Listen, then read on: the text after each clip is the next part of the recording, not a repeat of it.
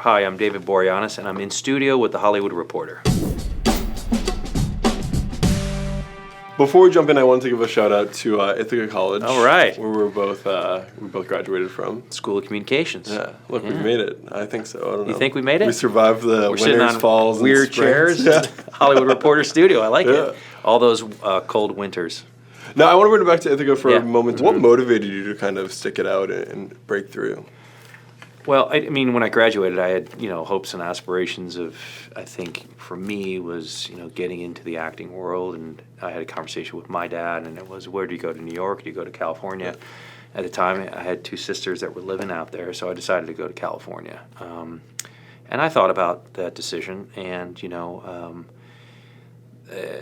headed out to California. Drove with my dad cross country. We took 2 weeks on the road together, and we had a great father and son drive. And but I think for me, really was just the passion for the arts and for cinema and for acting and producing, directing.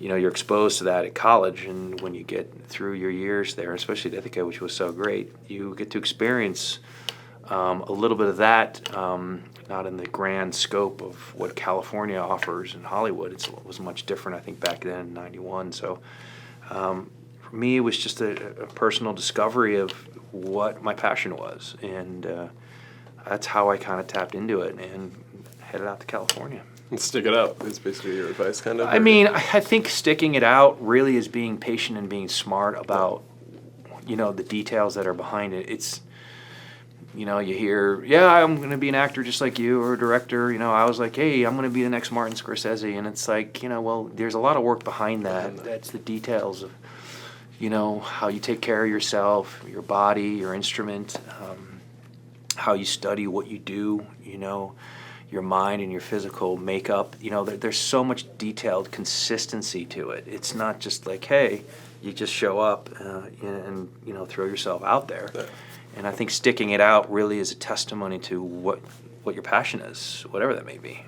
Now, jumping back to when you first signed on for SEAL Team, it's after Bones, it's kind of this what's next moment. What stood out to you about SEAL Team and as your next project? I think that the whole what's next project to me really kind of is really what I'm going to do when I wake up. I don't know what's going to present to me. I don't search things out. They kind of let things kind of come to me as they should. And I believe that things come to you in life when it's meant to come to you. It's how you're prepared for that and how you kind of take on that opportunity will be dependent on how far you go with it.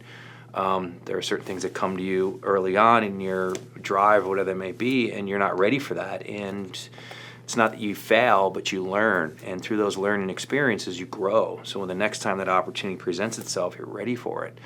But with SEAL Team, it was one of those things that was presented to me, and but it was more about directing. It was talk with Chris Chulak, and had a great meal, and I knew they had this project. It's always good when you have a good meal. That's, oh yeah, I mean sure, wine and meal is good to go. It works hand in hand. So I mean that just kind of came to fruition, and then we just ended up where he was working on SEAL Team, and then 2 weeks, I think a week later, they presented the offer to me to play Jason Hayes, and I didn't do it because of geography, location, and I didn't want to shoot in New Orleans, take my family there, and I passed on it. And they went to Jim Caviezel, and then they had some problems with that, and then they came back to me. So the project kind of revolved back into my life, and there was a meaning for that, and so I took it on. What stood out about Jason specifically when you first read him? And there was nothing there. Yeah. I mean, really, honestly, when I first read this pilot script, it really wasn't. There was not much there in the dialogue. Ivana Chubbuck, who I work with, who I've been with for at least 19 years, I go through her as my confident person, spirit guide, acting coach, who can look at a script and help me with certain things. And she was like, you shouldn't do this. I don't think it's ready for you. It's right for you. I think a part of you just wants to get out of California and go shoot in New Orleans and shoot a pilot, which is kind of true, but at the same time really wasn't. So there really wasn't there. I had to put things in there. So I had, I think, less than 24 hours to get down there and because they were in the middle of shooting, so I had to work with her for extensive hours, cramming for a final just to get all my subtext in and work on that character. So he's still evolving. For you, you have such an interesting and rare career where you've really been with your characters for years, and not a lot of actors can say that. It's not just luck, right? Is it luck, or what is it about you choosing your roles that kind of... Well, you just, happen? again, like I said, it's not like searching that out. It kind of comes to you, and, you put out to the universe what your kind of intentions are, and not to be so ethereal about it, but, I have a very strong spiritual background.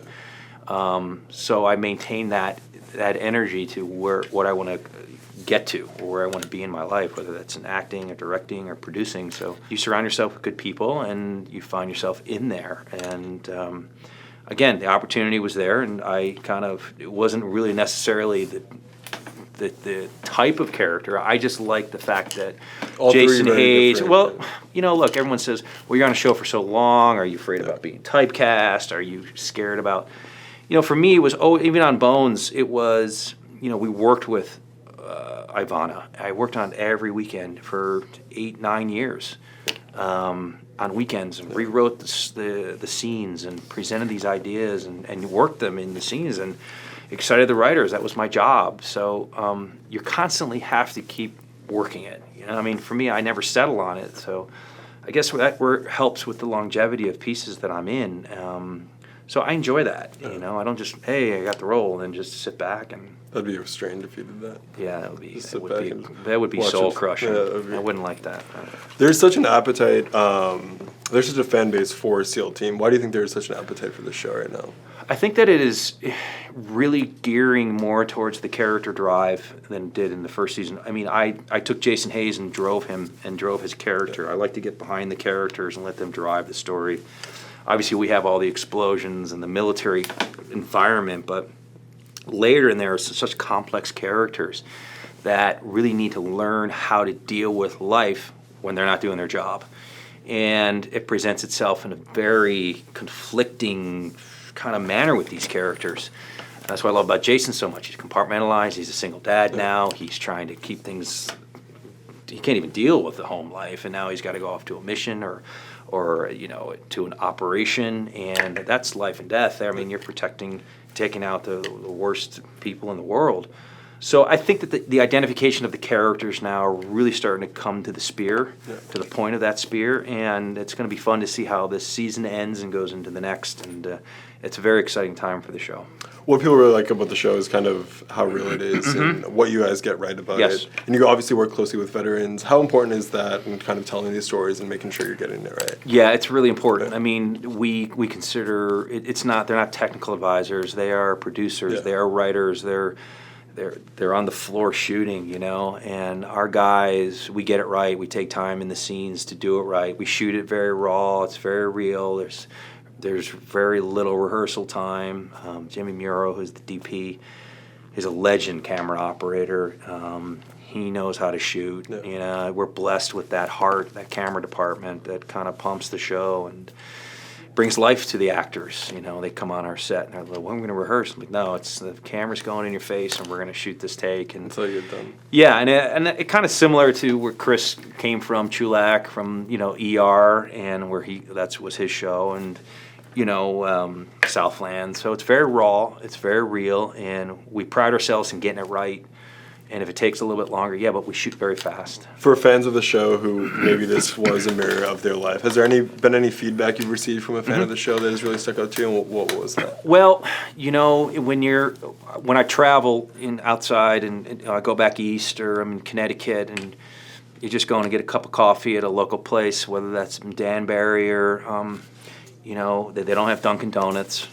Because there's small little towns in Kent. Like 17 Dunkin' Donuts. Yeah, like in Kent, it's they just don't allow those big corporations to come in there. And you go to this small place, and they got like the best breakfast sandwiches and a cup of coffee, and you see 3 veterans to your left that they're older, and they come up to you and they're like, we really love your show, and it's like that's an honor to be able to get recognition from the guys that were flying planes in World War II, or fighting the battlefront for us. So that's pretty big, That's incredible. Yeah. For season 2, where did you guys want to see the story go and kind of evolving these stories more?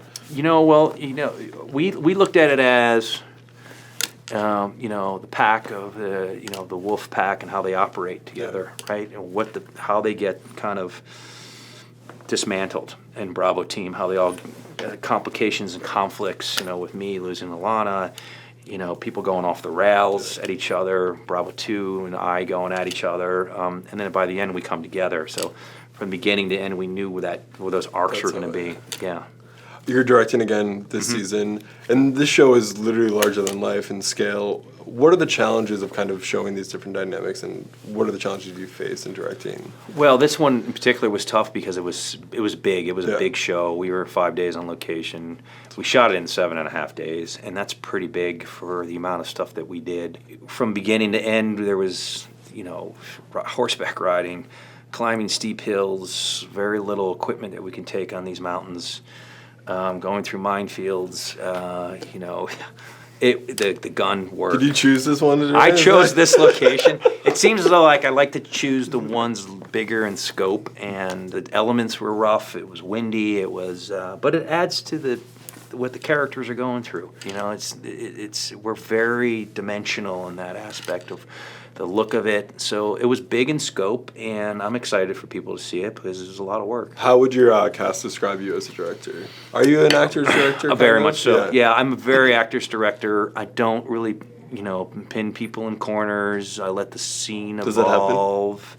Pinning actors. Well, you don't really want to. When I say that, I mean is that you don't want to put an actor in a situation where they, stand here because I need to get a camera around you or something. That if it doesn't feel comfortable for the actor, you're never going to get the performance that you want. You just won't, because it's not organic, and they may not like standing by a pole. It's very odd. You got to feel that environment. Let them create their space.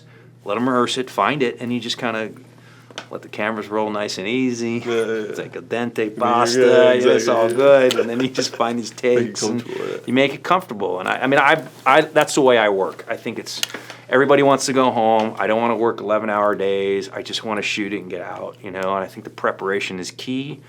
And I think that when you are working on the set and you show up as an actor, you have to have everything down because you don't want to waste people's time. Definitely. Make choices. Yeah. I don't think you have time for this, but is there something you want to direct other than SEAL Team? I was thinking about this the other day, and I love boxing. Yeah. I'm a big sports fan. Yeah, I'd like to do something in regards to cool. Chavez, Yeah, maybe, yeah. back in the day, Yeah. Mexican fighter that was in the show his life, But I love things Those that are are the best real. kind of stories. Yeah, that's character driven. I love character driven stuff. So anything that revolves around that moves the story along, I think that's where I'm. Even like a show like SEAL Team, it's Yeah. just like it feels. Those are the stories I like. It feels Yeah. real. It is real. It's just great. Getting on a helicopter, Yeah. Yeah. You better strap on because it's There's no scary. dragon flying next to the. No, we're not on green screens or anything like that, or like doing any kind of trickery with stuff. We like to do things very real. Yeah. Yeah. It's finale night, actually. Okay. What's your best tease for how you guys kind of close this season out? Well, there's all these characters go through something on Bravo team, and at the end they come to this kind of realization of what's next for them. And I will say that Jason Hayes has a lot to talk about, but he's not too good about it. Yeah. So I think that's going to be surprising for them. That's a good way to put it. Yeah. What are the conversations like about what kind of next season and the next chapter? I think more about the pack and the wolves. We identify them and see what their lives are like. New relationships, identifying past stories with where they came from, looking at their adversities they have to overcome, whether that's in the political spectrum of Washington and someone maybe becoming an admiral or maybe not, losing rank, losing power. All very character-driven stuff, and I hint the new relationships because I think, we will see that, but it will take a little time. Maybe a good love story. For who? I don't know. You don't know. You obviously do know. Sure. Well, that's a great tease. Thank you so much for being here. This Thanks is so for great having me. I talking to you. appreciate it. Especially thanks Of course. talking to an Ithaca grad, no, this is man. seriously great. The Bombers, man. Seriously. I like it.